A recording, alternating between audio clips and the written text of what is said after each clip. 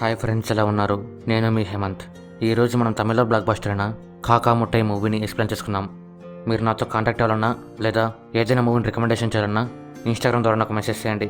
అలాగే ఇలాంటి వీడియోస్ మీకు మళ్ళీ కావాలి అంటే ఇప్పుడెప్పుడైనా లైక్ చేసి ఛానల్ని సబ్స్క్రైబ్ చేసుకోండి. సో ఇంకేమాత్రం ఆలస్యం చేయకుండా వీడియోలోకి వెళ్ళిపోదాం.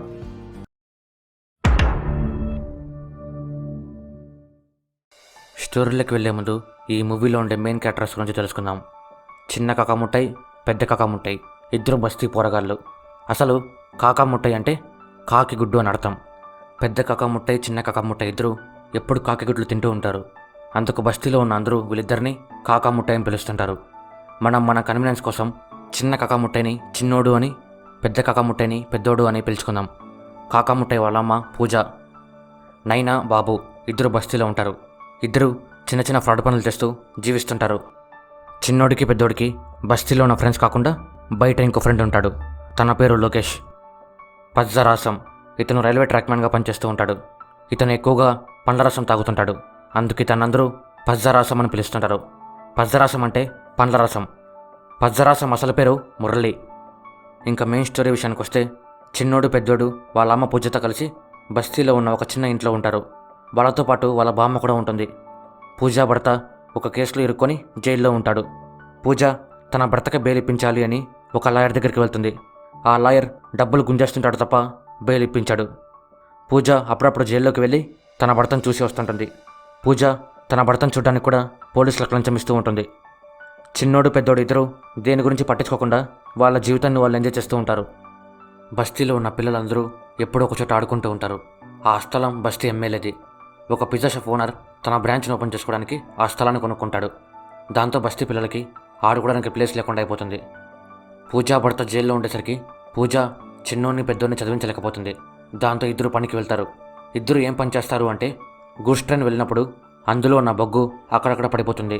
దాన్ని వీళ్ళిద్దరూ ఏరుకొని గుజరీ షాప్లో అమ్మేస్తుంటారు. 1 కేజీ బొగ్గుని గుజరీకి వేస్తే 3 రూపాయలు వస్తాయి. బొగ్గుని ఏరుకునే దగ్గరే వీళ్ళకి మురళి పరిచయం అవుతాడు. గుజరీ షాప్కి వెళ్ళే దారిలోనే లోకేష్ వాళ్ళ ఇల్లు ఉంటుంది. చిన్నోడు పెద్దోడు ఇద్దరు అలా దారిలో వెళ్ళిన ప్రతిసారి లోకేష్ని మాట్లాడిస్తుంటారు. చిన్నోడు పెద్దోడు ఇద్దరు రోజు బొగ్గమ్ముతూ సంపాదించిన డబ్బుని వాళ్ళ అమ్మకి ఇచ్చేస్తుంటారు. ఆ తర్వాత బస్తీలో ఉన్న వాళ్ళ ఫ్రెండ్స్తో కలిసి ఆడుకుంటూ ఉంటారు. పెద్దోడికి సెల్ మీద చాలా మోజు ఉంటుంది. సెల్ ఫోన్ని వాళ్ళ అమ్మ కానీ నాన్న కానీ కొనిస్తారేమో అని ఎదురు చూస్తూ ఉంటాడు. పూజ తన భర్తను జైలు నుంచి విడిపించేందుకు డబ్బులు కూడబెడుతూ ఉంటుంది.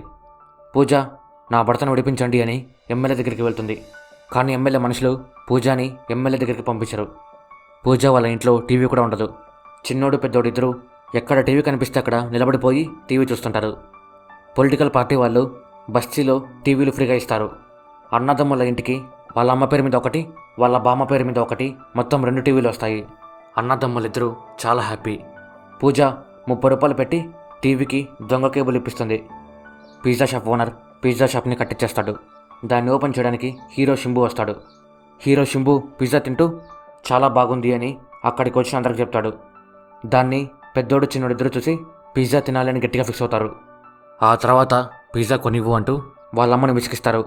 పూజ డబ్బులు లేవని ఇద్దరిని తిడుతుంది. దానికి ఇద్దరు చాలా బాధపడతారు. ఒక పిజ్జా డెలివరీ బాయ్ బస్తీలోకి వచ్చి దారి తెలియక ఇరకపోతాడు. అది చిన్నోడు పెద్దోడు చూసి మాకు పిజ్జాని చూపిస్తే దారి చెప్తామంటారు. ఆ డెలివరీ బాయ్ ఇద్దరికి పిజ్జాని చూపిస్తాడు. ఇద్దరు ఆ పిజ్జా స్మెల్ చూసి చాలా సంతోషపడతారు. ఒక పిజ్జా రేట్ 300 రూపాయలు ఉంటుంది. పెద్దోడు చిన్నోడు ఇద్దరు అంత డబ్బు ఎలా సంపాదించాలో తెలియక జుట్టు పీక్కుంటారు. పెద్దోడు చిన్నోడు అలా బామ్మ పెద్దోడి కోసం చిన్నోడి కోసం పిజ్జా చేయడం రాకపోయినా పిజ్జా బొమ్మను చూస్తూ పిజ్జా చేస్తుంది. చిన్నోడు పెద్దోడిద్దరూ దాని టేస్ట్ చూసి తినకుండా పారిపోతారు. పెద్దోడు సెల్ గురించి పూర్తిగా మర్చిపోతాడు. తన ఆలోచన మొత్తం పిజ్జా మీద ఉంటుంది. పెద్దోడు చిన్నోడు ఇద్దరు ఎలాగైనా సరే 300 రూపాయలు సంపాదించాలనుకుంటారు. మురళి వాళ్ళ ఆశను అర్థం చేసుకొని 300 రూపాయలు సంపాదించుకోవడానికి ఒక ప్లేస్ని చూపిస్తాడు. ఆ ప్లేస్లో బొగ్గు ఫుల్గా ఉంటుంది. రైల్వే డిపార్ట్మెంట్ వాళ్ళు ఆ బొగ్గును అక్కడ వేసింటారు. చిన్నోడు పెద్దోడు ఇద్దరు మురళికి థ్యాంక్స్ చెప్పి ఆ బొగ్గుని తీసుకొని గుజరీకి వేయడం స్టార్ట్ చేస్తారు. సంపాదించిన డబ్బుని వాళ్ళ దగ్గరే పెట్టుకొని మేము పనికి వెళ్ళడం లేదు అని వాళ్ళ అమ్మకు అబద్ధం చెప్తారు. ఇద్దరూ కలిసి కష్టపడి 300 రూపాయలు కూడబెడతారు. పిజ్జా కొందామని షాప్ దగ్గరికి వెళ్తే వాచ్మెన్ మీలాంటి బస్తీ వాళ్ళకి ఇక్కడ చోటు లేదు అంటూ బయటికి తరిమేస్తాడు. పెద్దోడికి మేము బస్తీ వాళ్ళమని వాచ్మెన్కి ఎలా తెలిసింది అని మురళిని అడుగుతాడు. అప్పుడు మురళి అతను మీ మాసిపోయిన బట్టలు చూసి తెలుసుకున్నాడు అంటాడు. దాంతో పెద్దోడు ఎలాగైనా కొత్త బట్టలు కొనుక్కోవాలని ఫిక్స్ అవుతాడు. అలాగే కొత్త బట్టలు సిటీ సెంటర్లో దొరుకుతాయని తెలుసుకుంటాడు. చిన్నోడు పెద్దోడు ఇద్దరు మాకు పిజ్జా అంటే ఇష్టమని లోకేష్తో ఒకసారి చెప్పింటారు. అందుకు లోకేష్ వాళ్ళ ఇంట్లోకి తెచ్చుకున్న పిజ్జాని కొంచెం తీసుకొని ప్రేమతో ఇద్దరికి ఇవ్వడానికి ట్రై చేస్తాడు. పెద్దోడు లోకేష్ మిగిలిపోయిన తెచ్చాడు అని తీసుకోడు. చిన్నోడికి ఆ పిజ్జాని చూడగానే తినాలి అనే కోరిక ఫుల్గా వస్తుంది. కానీ పెద్దోడు చెప్పాడు అని దాన్ని ముట్టుకోడు. బొగ్గుకి కాపలా కాయకుండా దొంగతనం అయ్యేలా చేసినందుకు రైల్వే డిపార్ట్మెంట్ వాళ్ళు మురళిని జాబ్ నుంచి తీసేస్తారు. అది చిన్నోడు పెద్దోడు తెలుసుకొని చాలా బాధపడతారు. వాళ్ళకి ఇంకా డబ్బులు ఎలా సంపాదించాలి అని అర్థమే కాదు. లోకేష్ దగ్గర కుక్కపిల్ల ఉంటుంది. దాని విలువ 25,000 రూపాయలు.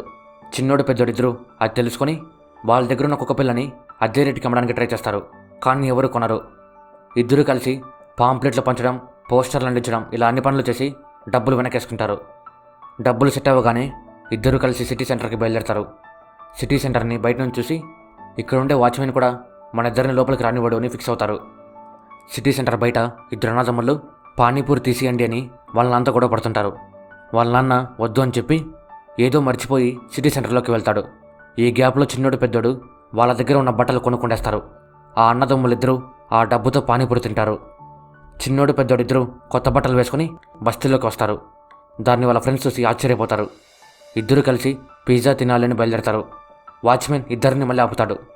పెద్దోడు మా దగ్గర పిజ్జా కొనేందుకు డబ్బులుంది, మా ఇద్దరిని లోపలికి వెళ్ళనివ్వు అని వాచ్మెన్తో కూడా పడతాడు.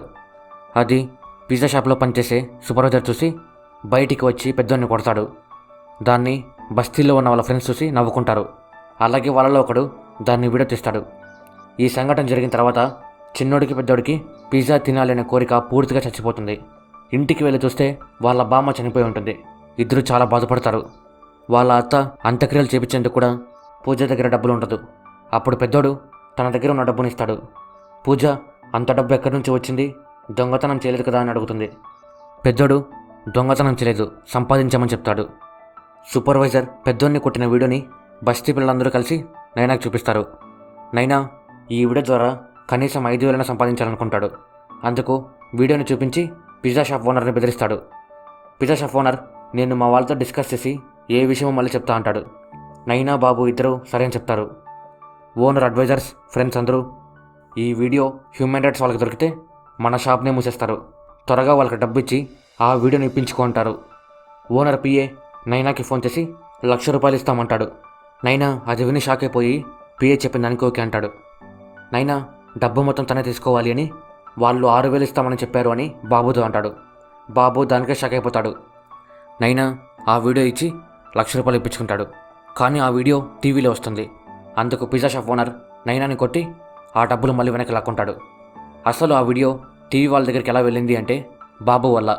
బస్తీలో ఒక అతను టీవీ ఛానల్లో పనిచేస్తూ ఉంటాడు. అతను ఈ వీడియో గురించి తెలుసుకుని బాబుకి 7,000 రూపాయలు ఇస్తాడు. దాంతో బాబు ఆ వీడియోని తనకి ఇచ్చేస్తాడు. నైనా ఈ విషయం తెలుసుకున్నా కూడా నాది తప్పు అని ఏం చేయలేకపోతాడు. పిజ్జా షాప్ ఓనర్కి ఈ ప్రాబ్లంని ఎలా సాల్వ్ చేయాలో తెలియక జుట్టు పీక్కుంటాడు. అప్పుడు పిజ్జా డెలివరీ బాయ్ అక్కడికి వచ్చి ఆ పిల్లలు ఉండే ఇల్లు నాకు తెలుసు అంటాడు. ఓనర్ సూపర్వైజర్తో డెలివరీ బాయ్తో మీరిద్దరూ అక్కడికి వెళ్ళి ఆ ఇద్దరు పిల్లల్ని ఇక్కడికి పిలుచుకొని రండి అంటాడు. బస్తీ ఎమ్మెల్యేకి ఈ గొడవ గురించి తెలుస్తుంది. అందుకు ఎలాగైనా సరే పిజ్జా షాప్ ఓనర్ దగ్గర నుంచి డబ్బులు గుంజాలని ఫిక్స్ అవుతాడు. పిజ్జా షాప్ ఓనర్ వేరే దారి లేక బస్తీ ఎమ్మెల్యేకి ఫోన్ చేసి గొడవ పెద్దది కాకుండా చూసుకోండి అంటాడు. పిజ్జా షాప్ వాళ్ళు చిన్నోన్ని పెద్దోన్ని కొట్టిన విషయం అన్ని టీవీ ఛానల్స్లో ఇంటర్నెట్లో వైరల్ అయిపోతుంది. ఈ విషయం బస్తీలో ఉన్న అందరికి తెలుస్తుంది, ఒక పూజకు తప్ప. చిన్నోడు పెద్దోడు ఈ విషయం తెలుసుకొని ఎవ్వరికీ వాళ్ళ ఫేస్ను చూపించలేక మురళి దగ్గరికి వెళ్ళిపోతారు. ఆ తర్వాత పూజకు కూడా ఈ విషయం తెలుస్తుంది. ఈ గొడవను యూస్ చేసుకొని ఎవ్వరికి వాళ్ళు లాభం పొందడానికి ట్రై చేస్తారు తప్ప చిన్నోడికి పెద్దోడికి న్యాయం జరగాలి అని ఒక్కరు కూడా కోరుకోరు. టీవీ ఛానల్ వాళ్ళు వాళ్ళ టీఆర్పీ కోసం డిబేట్లు అవి ఇవి ఏవంటే అవి పెడతారు. ఎమ్మెల్యే పిజ్జా షాప్ ఓనర్ దగ్గర నుంచి డబ్బులు గుంజేందుకు ట్రై చేస్తుంటాడు. నైనా తన పవర్ని పిజ్జా షాప్ ఓనర్కి చూపించాలి అని బస్తీలో ఉన్న అందరికీ డబ్బులు ఇచ్చి స్ట్రైక్ రమ్మంటాడు. పిజ్జా షాప్ ఓనర్ పోలీసులకి డబ్బులు ఇచ్చి ఆ ఇద్దరు పిల్లల్ని ఇక్కడికి పిలుచుకొని రండి అంటాడు. పోలీసులు ఇద్దరిని వెతుక్కుంటూ బస్తీలోకి వెళ్తారు. వాళ్ళు లేకపోయేసరికి పూజాని పట్టుకుంటారు. ఆ తర్వాత పోలీసులు చిన్నోన్ని పెద్దోన్ని కూడా పట్టుకుంటారు. పోలీసులు ముగ్గురిని పిలుచుకొని పిజ్జా షాప్ దగ్గరికి వెళ్తారు. పిజ్జా షాప్ ఓనర్ చిన్నోడికి పెద్దోడికి గ్రాండ్ వెల్కమ్ చెప్పి ఫ్రీగా పిజ్జాని తినిపిస్తాడు. ఈ న్యూస్ మొత్తం అన్ని ఛానల్స్లో వస్తుంది. ప్రజల్లో నమ్మకం పెంచాలి అని పిజ్జా షాప్ ఓనర్ సూపర్వైజర్ని పనిలో నుంచి పీకేస్తాడు. డెలివరీ బాయ్ మళ్ళీ దారి మర్చిపోతాడు. దాంతో సూపర్వైజర్ తను ఇద్దరు బస్తీలు ఇరకపోతారు. నైనా ఎమ్మెల్యే ఇద్దరు ఏం చేయాలో తెలియక సైలెంట్గా ఉండిపోతారు. చిన్నోడు పెద్దోడు ఇద్దరు పిజ్జా తింటూ దీనికంటే మన బామ్మ చేసిందే బాగుంది అనుకుంటారు. ఆ తర్వాత చిన్నోడు పెద్దోడు ఇద్దరు బొగ్గేరుకుంటూ వచ్చిన డబ్బులతో వాళ్ళమ్మతో కలిసి హ్యాపీగా ఉంటారు. అలా సంతోషంగా మూవీ ఎండుతుంది. సో ఇది ఫ్రెండ్స్ కాకా ముట్టాయి మూవీ గురించి. స్టోరీ మీకు ఎలా అనిపించిందో కామెంట్ రూపంలో మాకు తెలియజేయండి. ఈ మూవీ హాట్స్టార్లో ఫ్రీగా అవైలబుల్గా ఉంది. ఇంట్రెస్ట్ ఉన్న వాళ్ళు వెళ్ళి చూసేయండి.